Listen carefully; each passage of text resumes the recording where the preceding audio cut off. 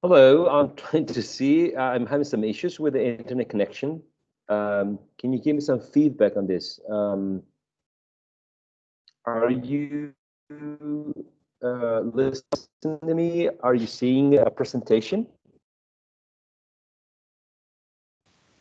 I can listen to you, but yes, now I see the presentation.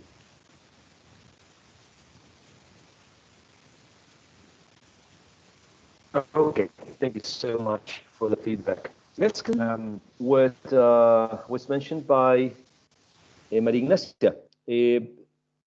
Does anyone have anything connected to the organization of the presentations?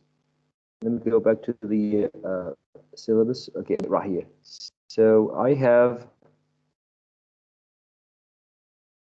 because the syllabus or the program for the course is relies on the class participation of students in certain moments of the semester. Book reports or group presentations are going to take place in several moments of the semester. One of the moments is when we discuss the contemporary tales, some of them, because we're not discussing them all. And this is one of the moments in which you may or may not give your book report. You can select one of them and provide, right, an interpretation considering certain elements about any of these contemporary tales.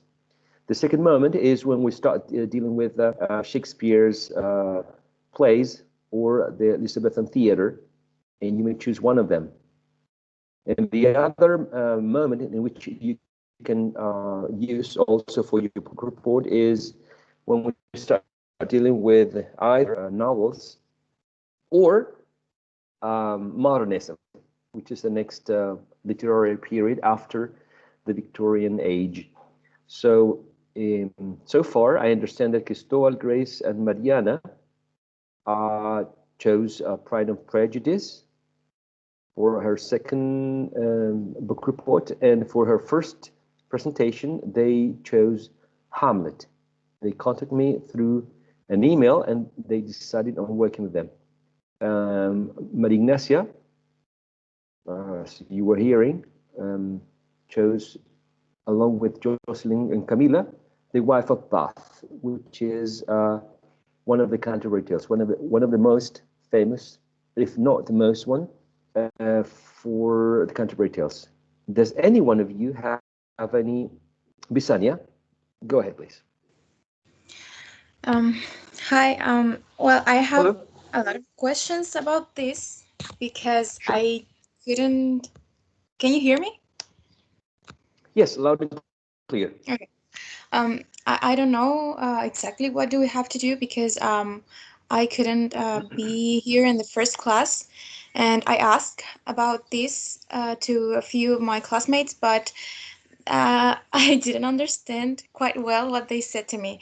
I think we have to write two book reports, and I don't understand what is the presentation about, and I'm kind of lost. So I don't know if you can explain me Okay, a little bit. sure, sure. The group presentation or book report consists of a presentation which should include um, several aspects concerning the literary work. One of the aspects, for example, I'm going to type in the same Word file. Um, Autobiographical elements are important. Some part of the author's history. I'm not saying where and when he or she was born. I'm saying elements that might have some impact on the literary work. Sometimes the um, the writer is writing about a character who is a drunk, who is heavily influenced by alcohol in the story. And well, part of his own story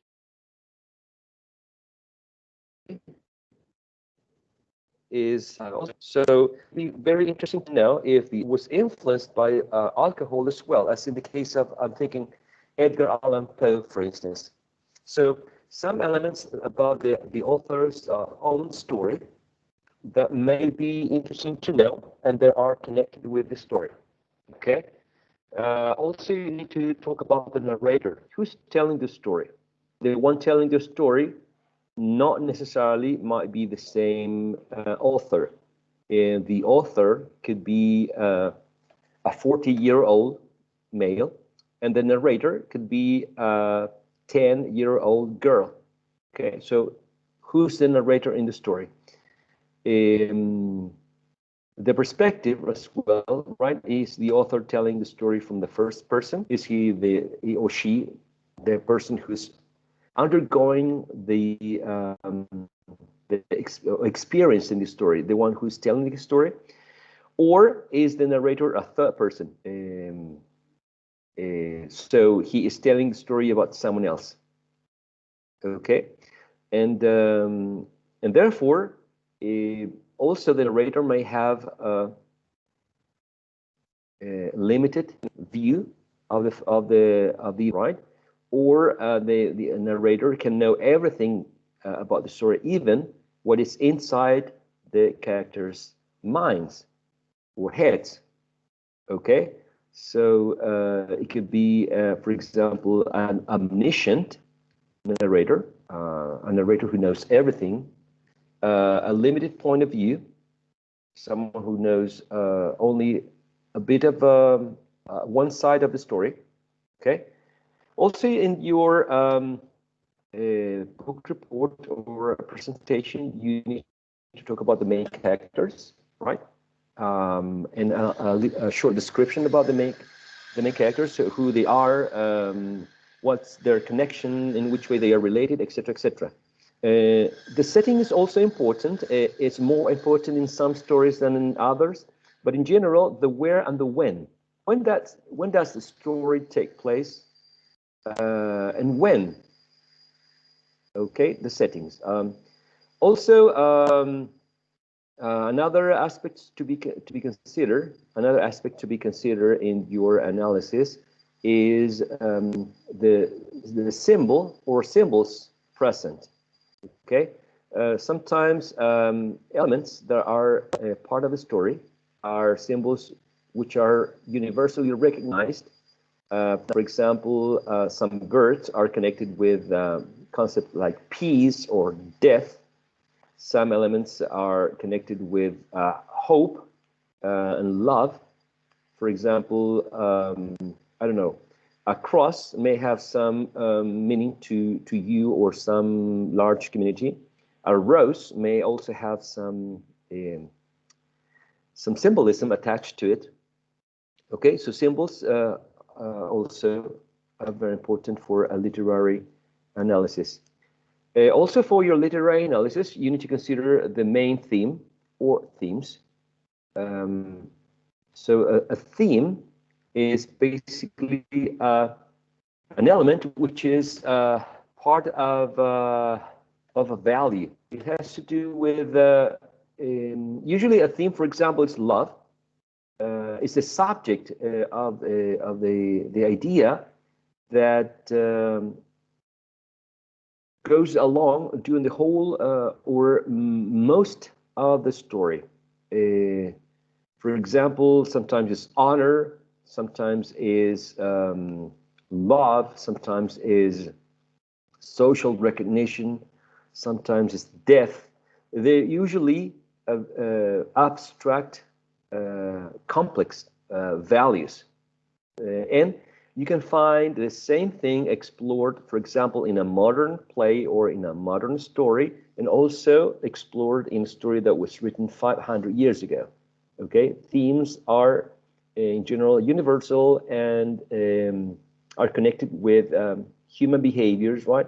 So, or human values. So themes can be explored from different perspectives, but in general, they are quite acknowledgeable by all humankinds, for all people. Regardless the community or the group of human beings, we all humans love, we all human beings die, we all experience hate, we all become jealous or are envious about anything. So those are the themes. Okay. Also, it would be interesting to know about the plot in general terms. Not every single detail, not like a summary, but a plot like the succession of most important events in the story. Okay, because you are going, for example, in the case of Jocelyn, Camila, and Maria Ignacia, they are going to be, they're going to read The Wife of Bath.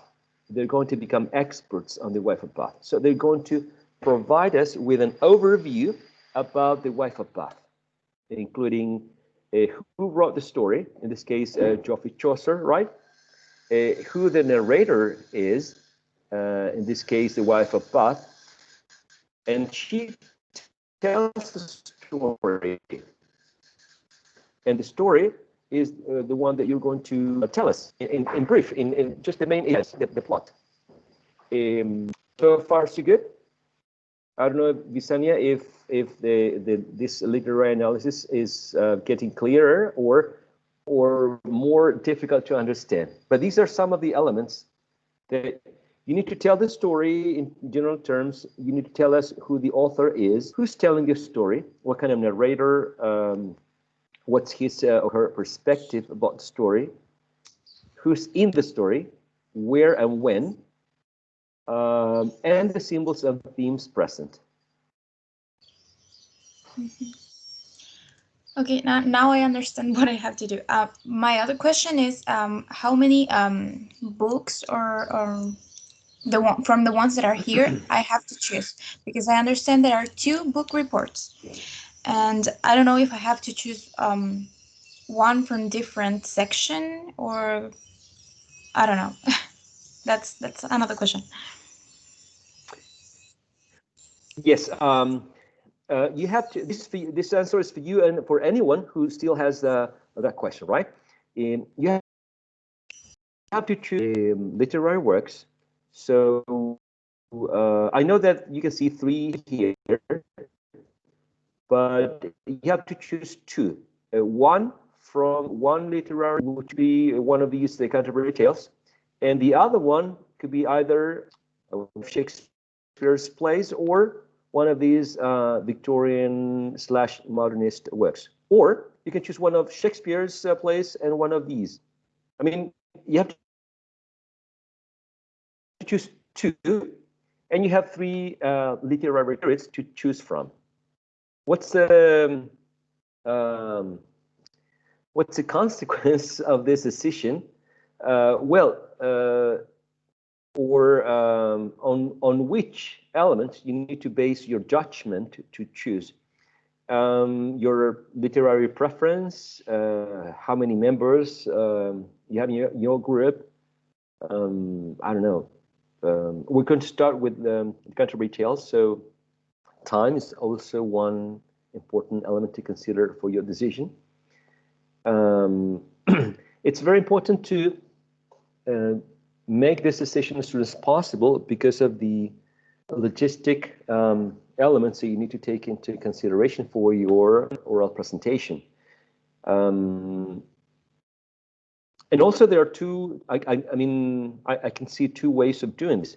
One thing is that you can record your group presentation or your book report. So you can record it and you can play the recording during the class on which you are supposed to give your presentation. And then you answer the questions during the session, but live, right? In the live session. Or you can give your book report that day and also answer the questions face-to-face. I mean, not face-to-face, but online, but after the presentation. You can record it or not really. You can do it the same day online.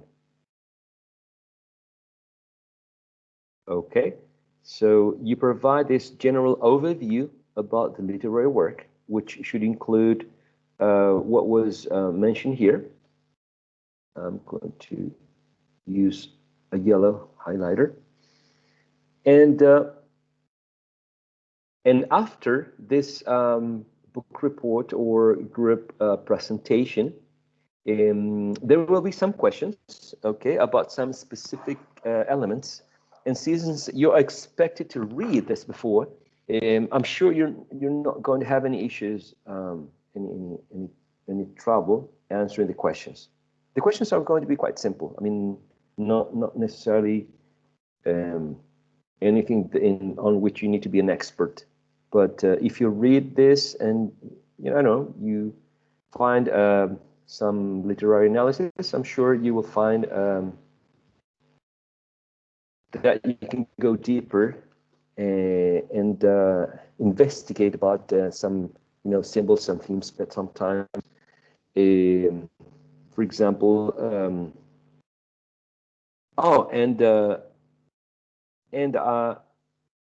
literary figures that might be present. Okay, I have got to include this quite important element of literary analysis.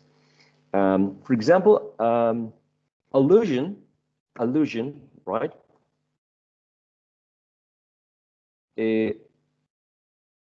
Has to do with this sort of intertextual conversation that one book, one poem, one play is having with other works. So allusions can be made to refer to a character in another story. For example, when we consider Grendel's mother, there's an allusion to a biblical character. He is the son of the one that kills his brother. I don't know if you remember his name. Do you remember the name of the brother who kills his brother in the Bible? I don't remember if it is Cain or Abel. One of them. One of them is the killer, right? Which one? Right. The one that the one that kills is Cain, right? Cain is the killer, the one who kills his brother. So there is an allusion, and there is an association of Grendel's mother, the mother of the monster, to have a relationship with Cain, in the sense of a blood relationship, like a descendant. So allusions are very important.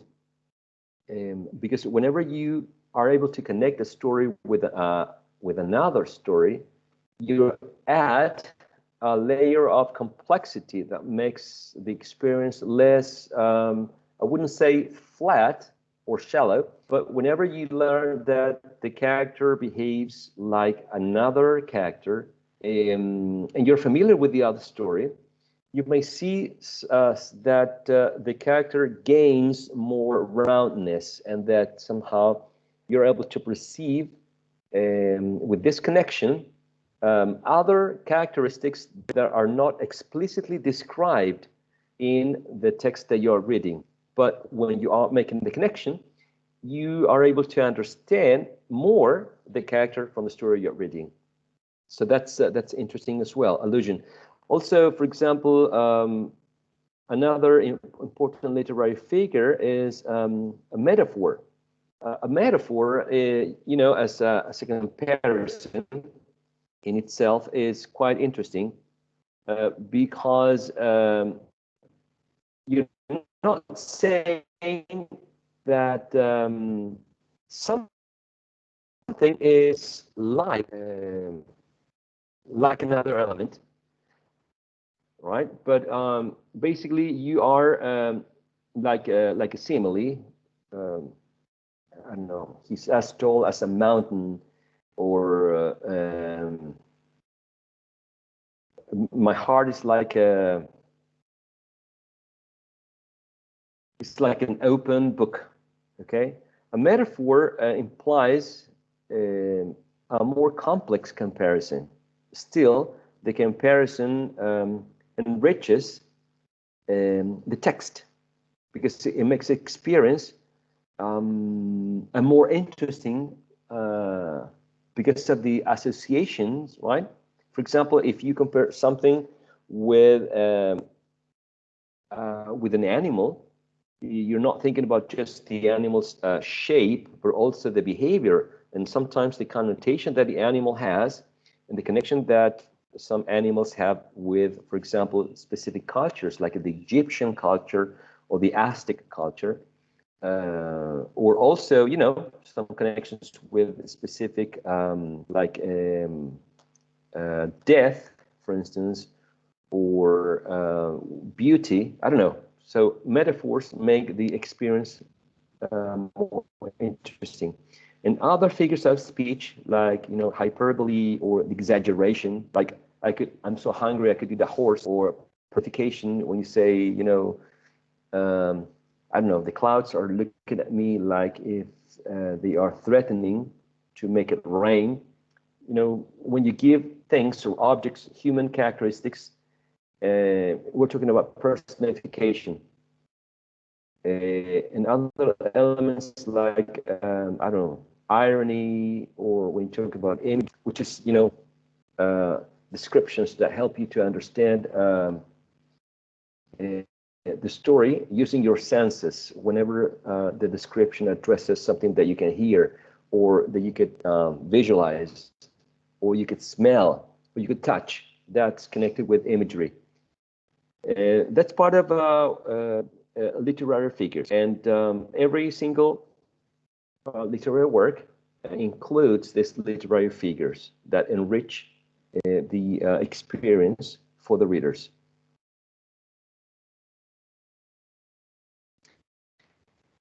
Does anyone have any idea about group? I mean, I have only Jocelyn, Camila, Maria Ignacia, and Crisol, Grace, and Mariana for 2. Does anyone have any idea so far about any of the literary works that you would like to choose from?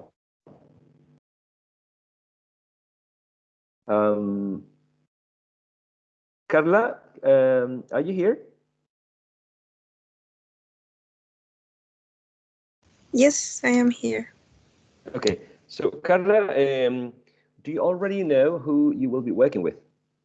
I am working with Consuelo Fernandez and Fernanda Urdanibia. Okay. Do you have an idea about which specific literary work you would like to work with? Not really. We are. I mean, today we find the list of the tales, and we are trying to find out what we want to present next week. Okay. Gotcha. All right. Thank you so much. So you said Consuelo and Fernanda Urdanibia. And Fernando Ordanilla. Thank you so much. Okay. Alrighty, let me skip Consuelo here. Christian, do you have any idea who you will be working with? Yeah, I know that I will be working with Danielle, but we haven't actually discussed about which subject or which literary work are we gonna present yet. But I'm trying to reach him right now and I cannot. But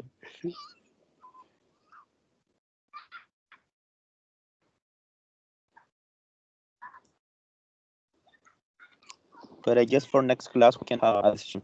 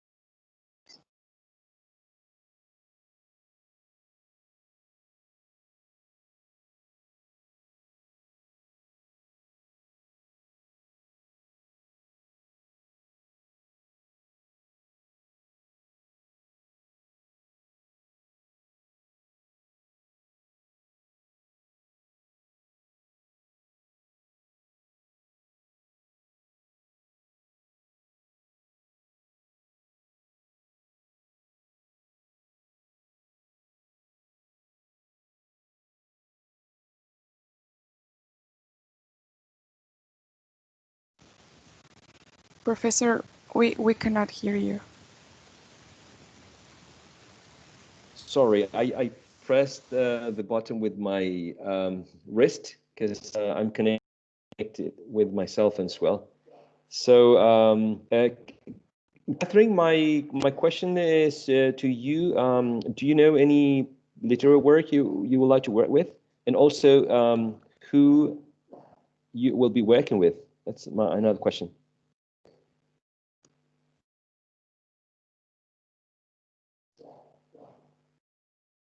No idea, Catherine?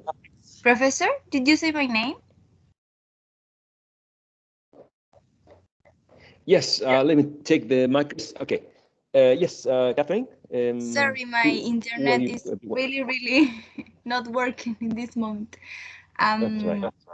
I'm working with Bisania, but we haven't decided the tale of the book.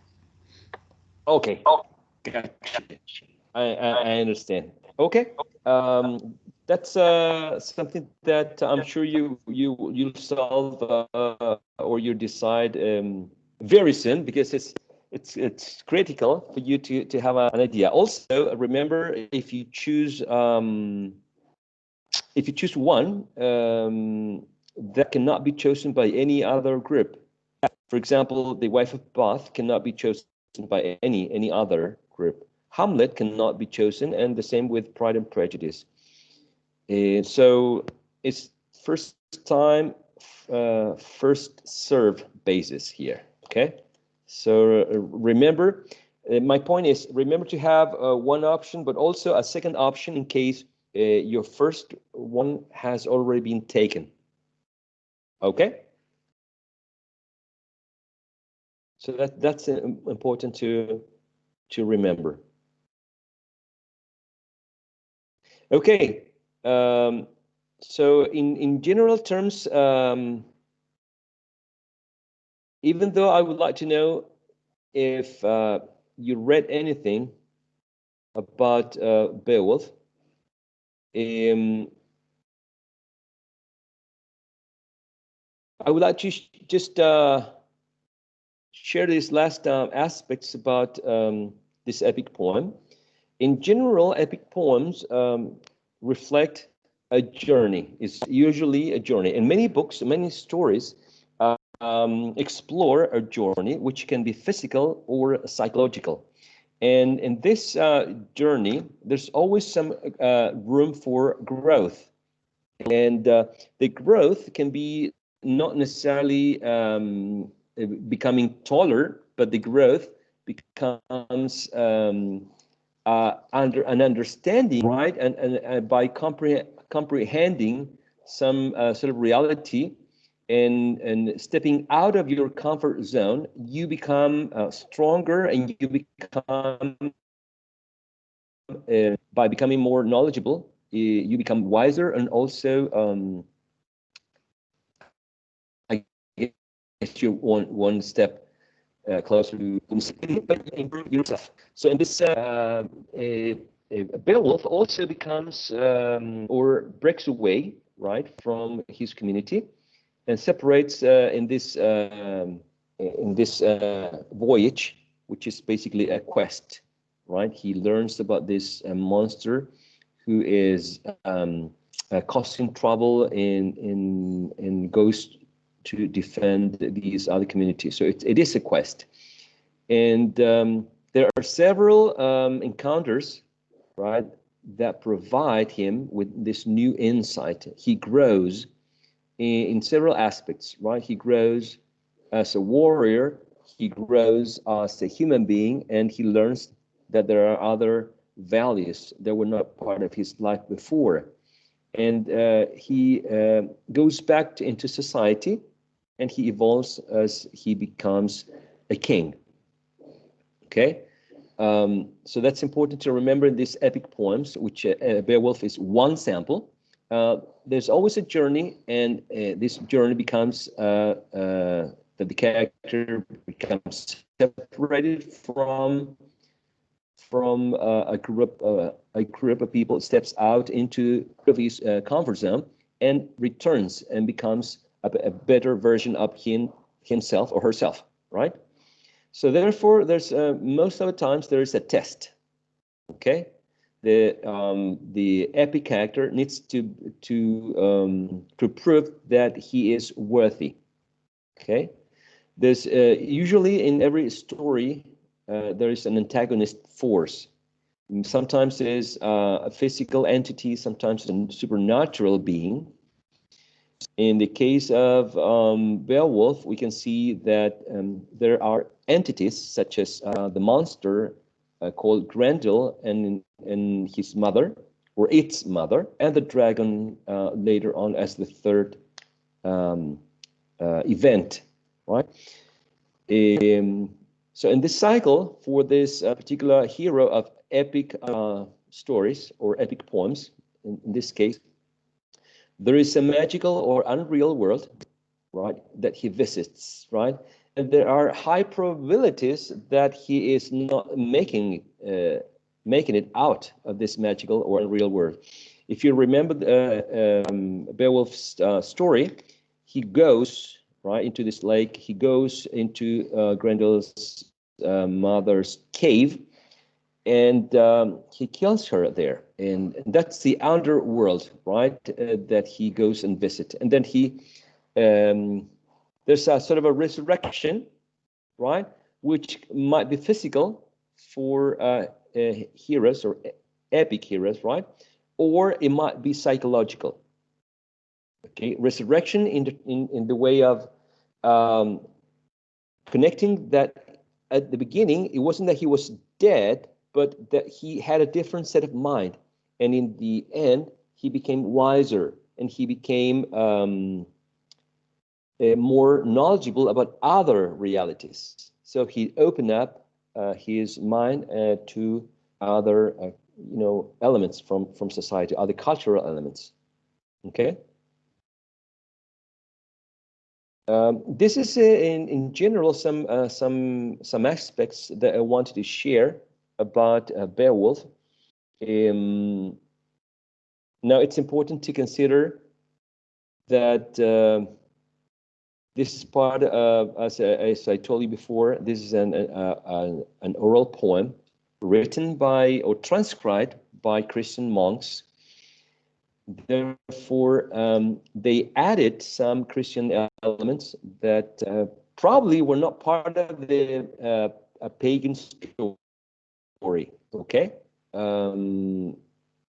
There are several themes that are part of this, because it's not just the story about three events or three battles. It's not, just that would be called just the plot.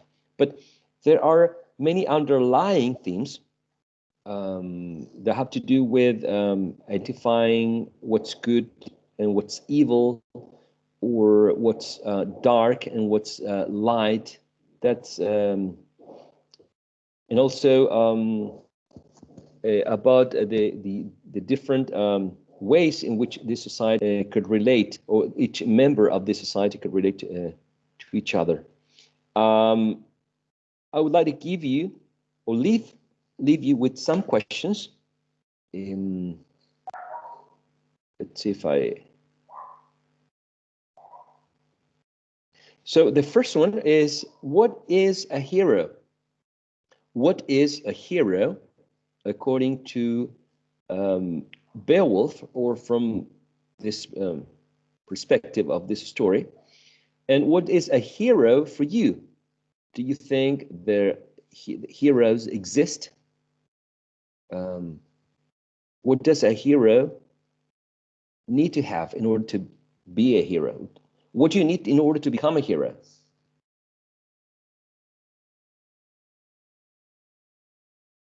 Okay, that's the first question that I want you to ponder. The second question is, what is courage? How would you define courage? What is courage in the story? How do you define courage nowadays? Now, how do you appreciate someone who's courageous or brave Do you think that person is stupid?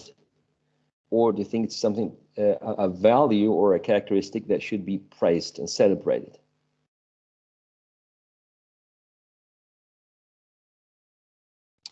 You have 6 questions. Sorry. Okay. You have 6 questions. It's going to take a while to take you back to the slide. Okay. 6 questions.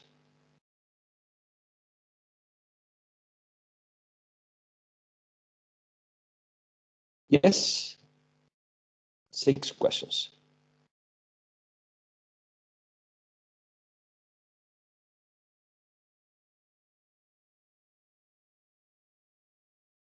Okay. Did you finish reading the 6 questions?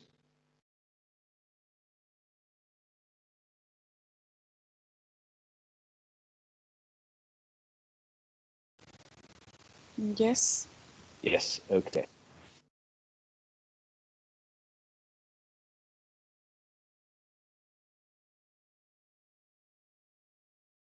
Okay. There are more questions. I think I'm going to upload this to the Moodle or to the LMS.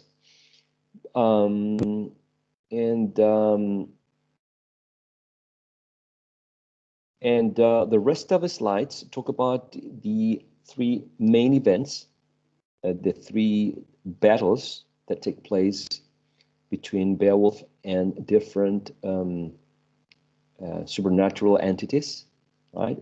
Between Grendel, Grendel's mother, and the dragon. But in each one of them has some questions after, right?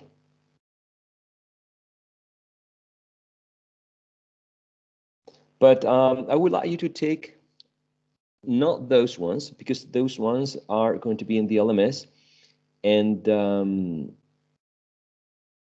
you can take a moment to go over the summary and, of course, go over the questions. But in the syllabus, there's an element called Foro Virtual. Okay, so I would like you to take one of these questions, any of them, okay? And I would like you to answer one of these questions. And also, I would like you to reply to somebody else's comment. Okay, so this is going to be one task that I want you to perform. And I will create a task in the LMS, and I expect you to post an answer to one of the questions, and I want you to reply to one of the comments made by somebody else.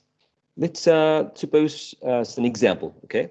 Consuelo, which question do you think you would be more comfortable with? The first one. The first one, okay.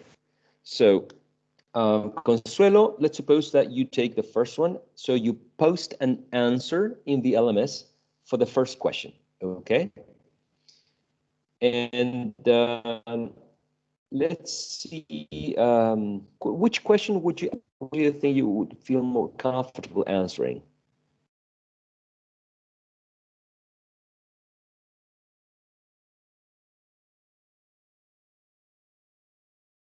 Mariana?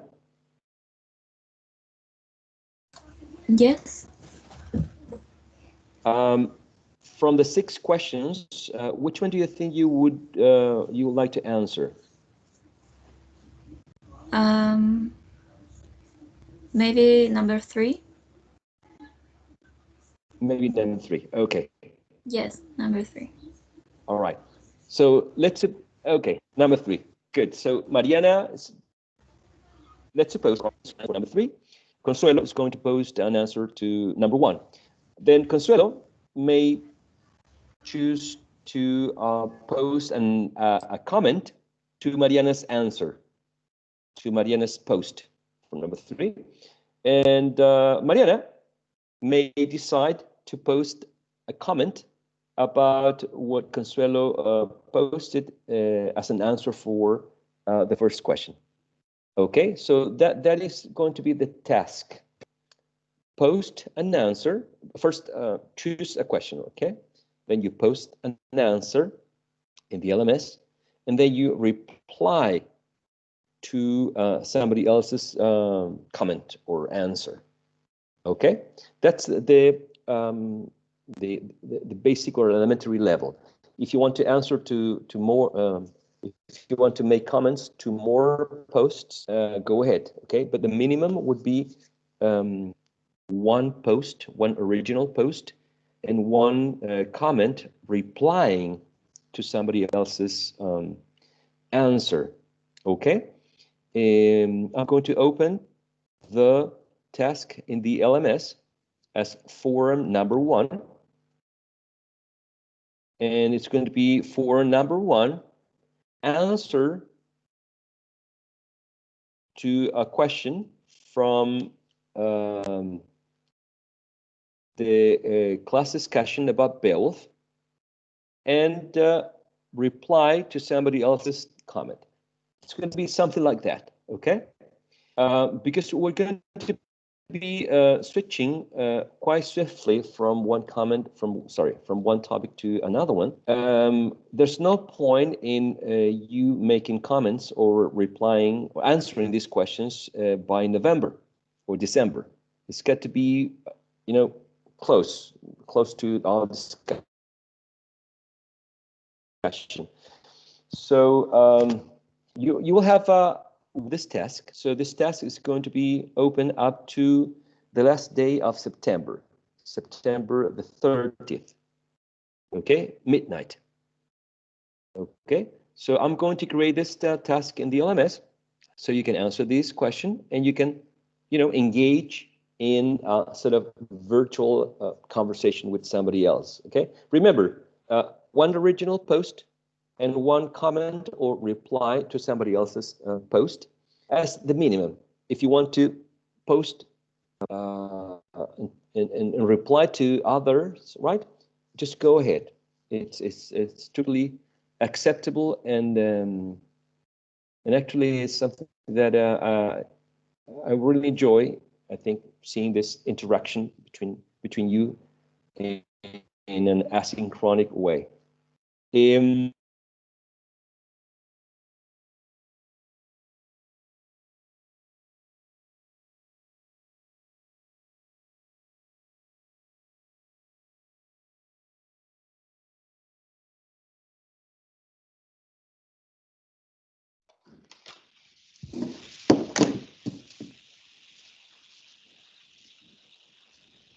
Sorry, internet issues.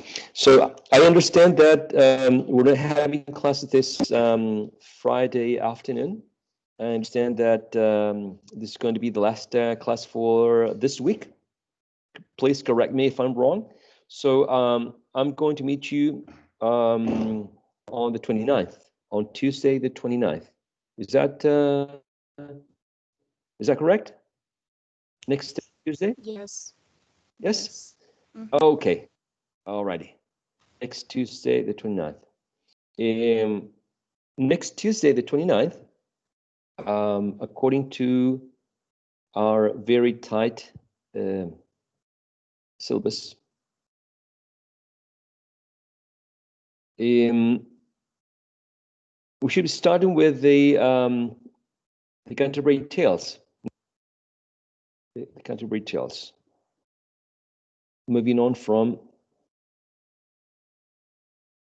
Old English in this epic poem called Beowulf, which narrates the deeds and adventures and quest of this figure, which was not British, by the way, right? I think it was Danish. And we're moving to medieval English, and we're talking about these Canterbury Tales. We're going to see that Middle English resembles more what is now modern English. I mean, still difficult to read, but more readable than Old English anyway. So for next week, we're starting with Canterbury Tales, and I need to know as soon as possible in order to organize the classes. Which groups are going to be working with the Canterbury Tales? So far, I know that just one group will be working with one of the Canterbury Tales, and I really would like to know as soon as possible which any other group or groups will be choosing one of these tales. Okay, in order to prepare or decide the level of depth that we're having with these tales. So far, we have the wife of Bath. Please, as soon as possible, let me know if you are working with one of the Canterbury Tales. Okay. So for next class, one of the tasks is to answer one question from the PDF file that I showed you about Belf that I'm trying to share now. One of these questions in the LMS. That's one task. The second task is you need to define as soon as possible which literary works you will be doing your presentations about. Because of the many decisions that you need to, I mean, one decision is to decide about the literary work, but then you need to decide who's doing what, right? Who's working with the description of the narrator, who's choosing, who's doing the description of the setting, etc., etc. Then, I guess, preparing a presentation, finding material, reading, of course, the literary work. Okay, so many decisions that you need to be made. So the sooner the better. And at some point, Maria Ignacia and Jocelyn and Camila will be giving their presentation on the Wife of Bath's tale. We need to decide when you're going to give your presentation. It could be on Tuesday, since we're starting with the Canterbury Tales, or it could be on Friday. But if we have more groups giving a presentation on the Canterbury Tales, then we need to start, or we must start on Tuesday with the presentations. Okay, because next week we're dealing with Canterbury Tales, and that's going to be it's going to be it. I mean, then we need to move on to Shakespearean sonnets, right? So depending on how many groups, because I think it's September the 28th up to October the 9th, so 2 weeks are scheduled for the Canterbury Tales. But if we're having only one, probably we're going to be doing the Wife of Bath and the introduction to the Canterbury Tales, and that's it. And we're moving to the sonnets. Okay, so as soon as you have a decision, please let me know. I'm going to post the question in the LMS today. Actually, I'm going to do it right now after we finish the session. Does anyone have a question before we finish this session?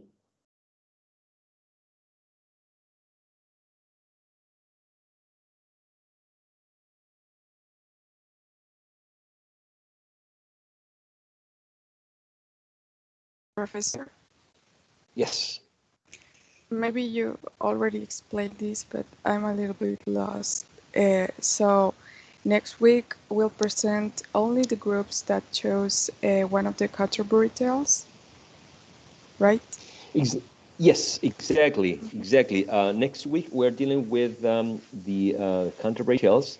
Therefore, that's going to be the topic for next week. if you're not giving a presentation on the Canterbury Tales, but you're giving a presentation on, say, a Shakespeare's one of Shakespeare's plays, and then probably, I don't know, one of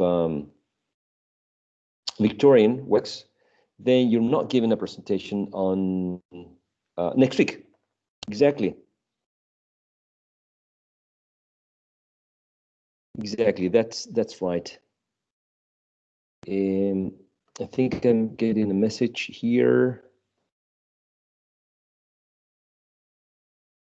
So Visania.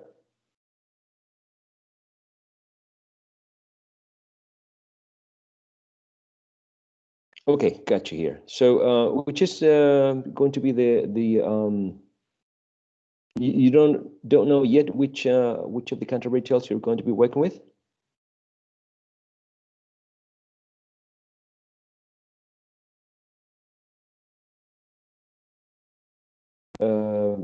Bisania, no idea yet?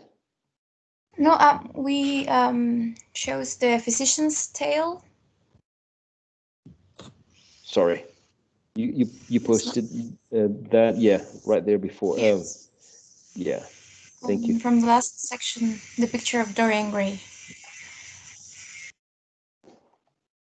Catch. All right.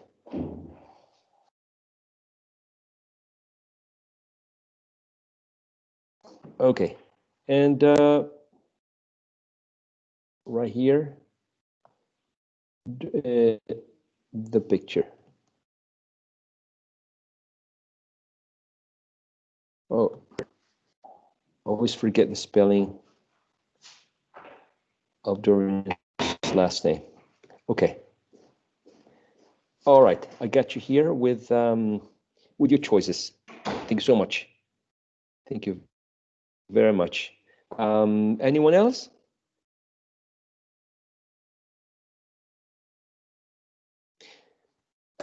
All right, so I'm finishing the session. I'm going to the LMS now to post the forum. I'm going to copy and paste the questions so you can have them there as well. There's no requirement about the length of your comment. It could be one paragraph, I guess. Okay, one paragraph.